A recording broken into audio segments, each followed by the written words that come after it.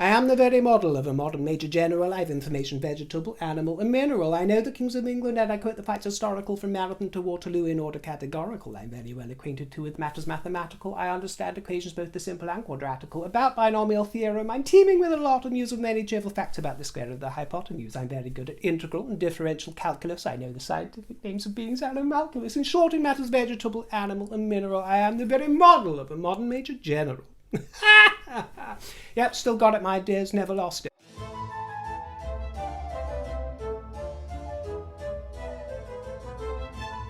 Welcome to the broadcast, my fruits. I've got something very special to show you and share with you. And I want to savour the drama and build it up before the reveal. I really hope it isn't underwhelming for some of you, but I know that for many of you, especially for those of you who enjoy Tip Jar Corner, looking at all the vintage ephemera, the documents, the artefacts, the books, the trinkets, I think you'll really like this show. And I want to savour the moment. I do have one viewer that pops up again and again telling me, hurry up, River, get to the point. No, this is not the show or the broadcast for you, my dear. This ain't TikTok. It's not one of YouTube shorts where nobody is able to have any sort of attention span. Well, this show is for those of you who enjoy spending a few idle moments with me, putting up a throne and putting on the kettle. And I want those of you who enjoy that kind of thing to enjoy me revealing what has come into my possession, because it's special, it's old, and it is royal. So I'm going to build the drama. It's for those of you who thrill to vintage nostalgia. And as you can see, I'm surrounded by books. You know me well enough. I've told you before. Sometimes in the evening I will pick up a book that I just fancy having a sniff of, bury my face into it and get the smell of it. I love being surrounded by these kind of things. They bring me great joy. And the highlight, a real highlight of my collection, has come into my possession, as I tell you. A few months ago there was an auction and it made headlines in the press. I got to tell you, it went totally under my radar. I didn't hear hide nor hair about it to my memory. I don't think I ever told you about it. If I had read about it, I probably would have mentioned it and thrown up a few photographs for you, but I don't remember hearing about it. It went under my radar. Royal letters. There were photographs, exclusive photographs that hadn't been seen before, documents, there were Christmas cards written by members of the royal family, letters from Lilibet to various people. And the provenance of all of these items, of all of this collection, was from the collection of a gentleman by the name of Mr. Henry Ramsay Maule, M-A-U-L-E. He was a British correspondent for New York Daily News.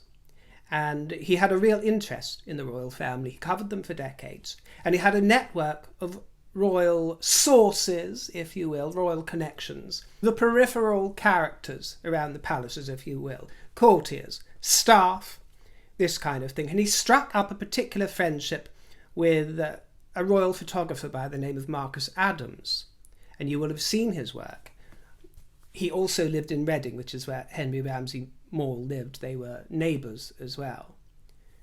And he took the first official portrait of the Duchess of York, as she then was, this is the Queen Mother, with her daughter Princess Elizabeth, who of course went on to become the late Queen. Yes, he took their first official photos together, and he went on to take many more photos, especially of the royal children, finishing with his last sitting with Anne in 1956, but it was over a few decades. Well, he was very closely connected, this Marcus Adams, to Henry Ramsay Maule, who provides this collection. So as well as the other types of items that I've mentioned, through these contacts, he came into the possession of childhood drawings by Princess Anne, and I'll flash up a number of the drawings by her, which are rather charming and rather whimsical, and also her brother, the young Prince Charles. Childhood drawings, yes, in pencil and crayon.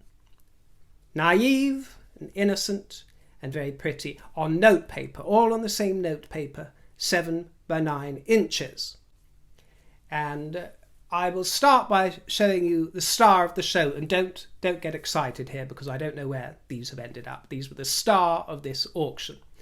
They are not mine, but they are pictures of Mummy and Papa. And I'm sure some of you might have seen this come up in the press. It was a big story, but I just missed it. Mummy with her handbag looking elegant. For some reason she's done as a blonde. Perhaps it'd run out of crayons in the right colour, but there she is as a blonde with a handbag, very elegant in a tiara, and also one of handsome Papa. And most of the drawings seem to be addressed to Prince Philip in his role as Papa. They seem to be little gifts done by the young Charles, because his parents were famously away from him a lot of the time, so he would write to them and draw for them, which is rather poignant, really. There was another picture of an exotic carmine bee-eater bird, a pair of birds rather, some exotic birds there. There was one of a master sailor, I love this one, a master sailor with hair restorer. He seems to be selling hair restorer in an urn, and it's labelled lilac flavour. How jolly is that? I think it's rather wonderful. And perhaps, Meghan, you could get hold of some and mix it up for Harry. Lilac flavour hair restorer might go down well.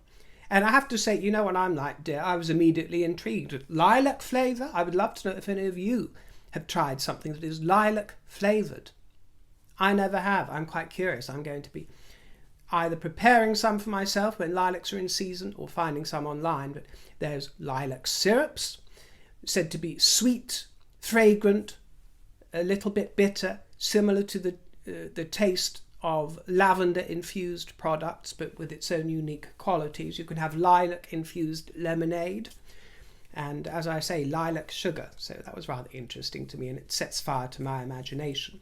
There was also a picture of a rabbit surrounded by various flora and fauna out in nature. There was one Easter greetings card with a rabbit on the front again. This one was lovely, a delivery van called Happy Bright. How lovely. Mr. Charles's shop. Yes. And there was one of a racing boat at Cowes on the Isle of Wight. And a letter. Dear Papa, I am longing to see you in the ship. And I wondered what that meant and why he wouldn't have written longing to see you on the ship. And I wondered if perhaps Charles was writing this while he was on HMY Britannia, because we spoke of this recently. Charles was actually, I believe, he and Anne were the first royal passengers officially to ever take sail on Britannia, because they were going out to meet the late Queen and Prince Philip abroad. They had been separated for quite some time. So in my imagination, he wrote this letter. I am longing to see you, Papa, in the ship. You know, they were in the ship on the way there. But that could be my imagination. There are no dates on any of these pictures, but the estimate is round about sort of 1953 to 55. Perhaps when he was about 5 to 6 years old. I reckon probably between 5 and 10, anywhere in those sort of years. And I cannot say if these drawings were gifted to the contacts of Henry Ramsay Moore. I don't know if it was gifted or if it was lifted by a courtier. They could be stolen items. I really don't know. I don't want to cast aspersions on anybody, or perhaps what's likely is that they were discarded by Prince Philip once they'd been done with. You can't keep everything that a child makes for you, can you? For a parent, they might have been discarded, left aside, and someone in the palace nabbed them. Lots of these things come up for auction. Not quite as personal as this, but you'll see Christmas cards and things come up on eBay all over the place that don't really have a right to be there, but somebody's helped themselves. I can only guess at that, but these do come from the official collection of Henry Ramsay Moore. Oh, and one other thing that came up, which I thought was really nice, was a family tree that had been discarded because it had been ripped up at one point, and one would assume chucked in the bin and then fished out by some kind of courtier. But it was a family tree written by Prince Philip, explaining to the young Prince Charles, explaining the various members of his family. Henry Ramsay Moore died in 1981, decades ago, but this collection has remained in his family until this year. And everything was auctioned off a few months ago. I think it was either May or June it went to auction. And they all sold well. They all exceeded expectations over their estimates. And the auctioneer said at the time that the items were given to Henry Maule to support his work documenting the life of the royal family, which included writing all the Queen's children. They have remained tucked away for more than 40 years since his death in 1981, and the time has now come for others to enjoy them and gain fresh insight into the lives of the British royal family. Yes, it seems, and I'm only finding all this out in retrospect, when I came into possession of the item I've received, I tried to work my way back. And it seems that this book, All the Queen's Children, was written by the owner of this collection under a pseudonym, James Metcalfe. I'm assuming this is the same person, but it was published in 1982, the year after he died. It appears that he died while accumulating all the royal information that he was trying to attain. Well, since that auction, which was just a few weeks ago actually, since that auction, it's already exchanged hands at least 2 times. Very quickly snapped up and snapped up again. So I just want to make it clear that I did not bid for any items at auction. I did not win any items at auction, to be clear. And I do occasionally bid online at auction, and I'll tell you how you can do it and enjoy it if, like me, you can't afford great works of art. The secret is to become infatuated with old artists of yore that you can afford to have a little gamble on. And I'm not going to say the name of one of my personal favourites, an obsession, but I have a favourite painter who was involved in artwork that means a great deal to me personally. The sort of scenes that he used to depict and the locations, that means a lot to me personally. And he was held in very high favour back at the turn of the century, from the 1800s to the 1900s. He was held in great favour, he was highly esteemed, and he was widely published. But he's out of fashion at the moment, which is fabulous for me, because as a true enthusiast of his work, I'm able to bid online whenever he comes up, and I get artwork for sometimes 30 quid, 30 to 50 pounds usually. I think the maximum that I've ever spent on one of his paintings was around the 100, 150 pound mark. But that's very rare. Usually it's 30 to 40 pounds. So it's a wonderful little hobby and pastime of mine. It's very inexpensive and fills my home with absolutely beautiful paintings that mean a lot to me. So that's my advice for anybody that is on limited budget or doesn't want to spend on artworks, that kind of thing. So after the auction, it made its way, as I say, this item exchanged hands a couple of times. It made its way to a tiny little, very cute antique shop, which I've never been to, but I'm told that it's actually more of a bric-a-brac shop and was displayed in the window. And the person that acquired it for me happened to notice it and thought immediately that it would make a wonderful birthday gift for me. I am so thrilled. I'm trying not to go over the top. You know that I can be a bit melodramatic. I'm trying to contain it a little bit, but you can imagine I just dissolved when I opened this gift and then realised what it was. So I'll show you which of the items that I just showed you it is. Well, well, well, what do we have under the royal veil? I've always thought this old headscarf looks like something that the late Queen might have worn, don't you think? We need to get Catherine into wearing headscarves. And yes, I'm camping up the moment, my dear. Some people will often ask me in the comments, what do you mean by camping it up? What's camping? Well, what's camp? It's something that can't really be defined or described very easily, but as a visual interpretation. This is camping it up. This is camping it up and making a moment. It's living life with a flourish, my dear, with a flourish. And some tatty old headscarf being used as a royal veil to disclose and impart some private information to you, my dear fruities. So are you ready for the moment of unveiling? Let's see what we have. How am I going to do this so I feel like the king?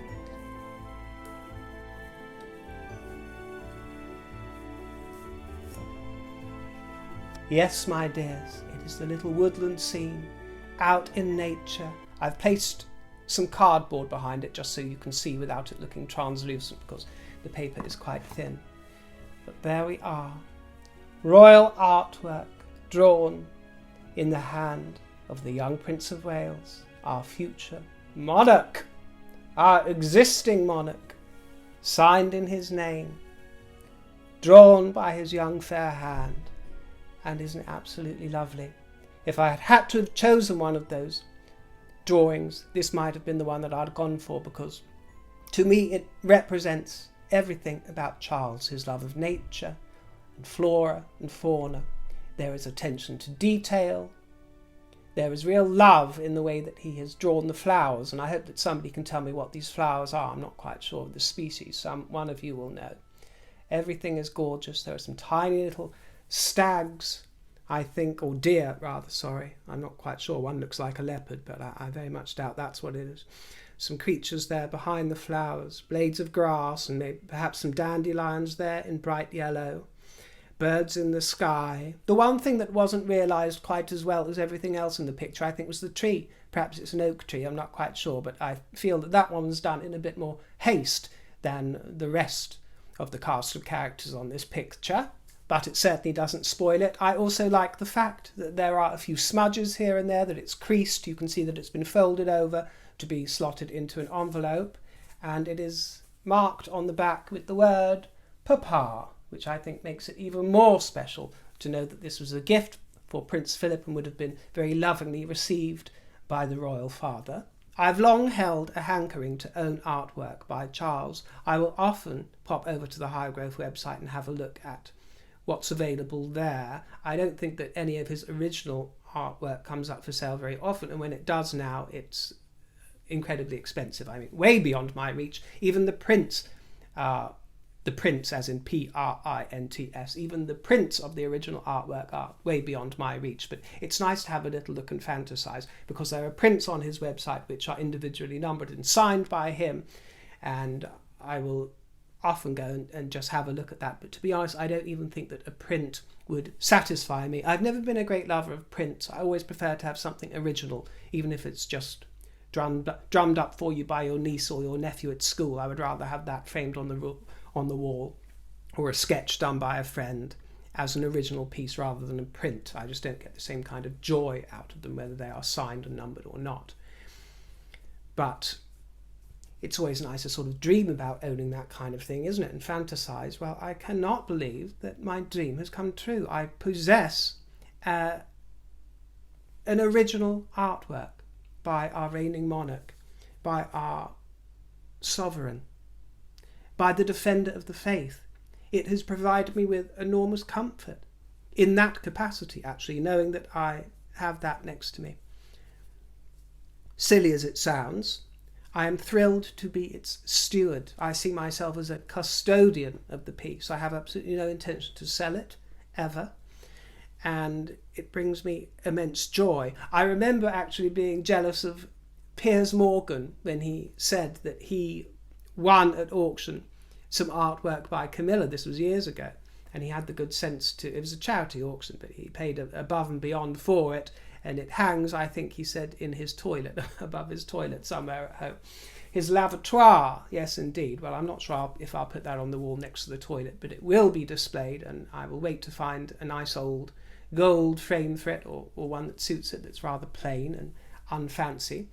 I will wait to frame it and display it to be enjoyed. I want it to be seen and enjoyed by my friends and companions and guests.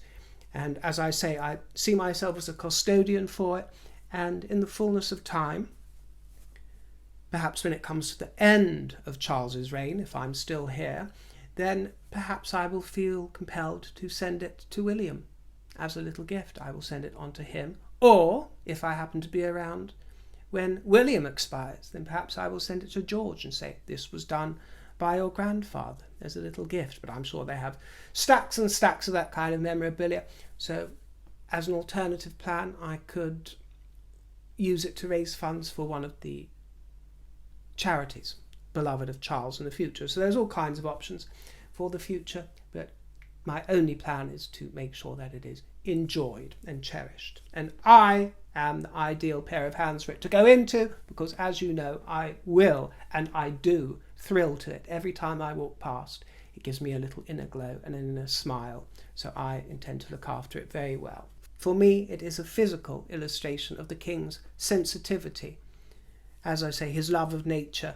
And also, if I was to read into it, and if I was to psychoanalyze the artist, well, by that age he would have understood his destiny, his dreadful, awesome destiny in front of him. He would have had the beginnings of understanding what that means. So when I look at it, and I look at the eyes of the rabbit, I wonder to myself if there is some sort of identification with that rabbit that doesn't look petrified or scared or startled, but there is an awareness, isn't there? Don't you think he's captured an awareness in the eyes that he is there, the sort of central object that everything around and nature is kind of looking upon, and it's almost as if this rabbit is aware of his destiny.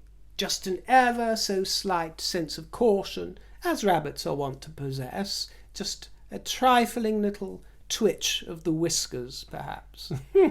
Could be my imagination. Probably is, but then again, what else is art for, if not to ignite one's imagination? I haven't read this book by Henry Moore under his nom de plume, James Metcalfe, yet. I've just kind of flicked through a few pages here and there, so I don't know if it's any good. I don't really think it's my cup of tea, to be honest, but I will wade my way through it eventually. I'll read out a couple of passages at the end of the broadcast. But just before I do, I wanted to let you know that Prince William has been seen today in a video on YouTube on the channel called Sorted Food. And he was surprising members of the public. They were in shock, in fact, as he appeared without fanfare, without introduction, serving veggie burgers from a food truck. The things this boy gets up to, honestly. Sleeping on the streets, serving veggie burgers. What next? This is to spotlight the work of 3 of the most recent winners of the Earthshot Prize. The partnership saw them develop the Earthshot Burger. The Earthshot Burger, using vegetables developed in a special greenhouse, cooked on a cleaner burning portable stove and presented in a biodegradable box. Well, it's not exactly Mackie D's, is it, my dear? It's not exactly McDonald's, but let's hope it tastes good and not like some kind of fungus. That's the question. Does it taste good? Because we know what would taste good, don't we, my dear? And that would be Big Willie's hot dog. That's precisely what we'd like to see hanging out of a burger van on a rainy Sunday, isn't it, my dear? Big Willie's hot dog, yeah. Let's serve it up, my dear. Never mind the Earthshot Burger. Princess Anne, as well, made an appearance at King George Day at Ascot. This is part of the King George Diamond Weekend, and she wore yellow. Nice to see her in a slightly different colour from what we've seen lately. This was at the 2-day racing meet for thoroughbred horses that is held annually. And the dress coat you see is rendered in raw silk, and I love the way that she paired it with this hat of pale apricot, I'd say, with yellow feathers, and brooches too, at least 2. I think one of them looks like a 4-legged creature, perhaps a horse, a golden horse, and gloves of white. Like thousands of other small children, Charles was at first desperately unhappy when he was sent from a comfortable and happy home into boarding school. On holiday at Balmoral, after his first year at Cheam, the young prince was asked by a member of the household staff, "Do you like it there?" His reply was instant and vehement. "I hate it! I hate it! I hate it!" The servant went on to ask if this was because he did not like the masters, and he replied, "They're fine, it's the boys. They say I'm no good at anything, that my legs are fat, and they make fun of me when I try to do almost anything. Some of them push past me or bully me, and I always have to watch out in case they play tricks on me." The member of staff pursued his inquiries. "Do you like your lessons?" Whereupon Prince Charles immediately brightened up and replied, "Yes, sometimes. I love geography, but can't do maths very well. They say I'm slow. The other boys always laugh at me when I get it wrong."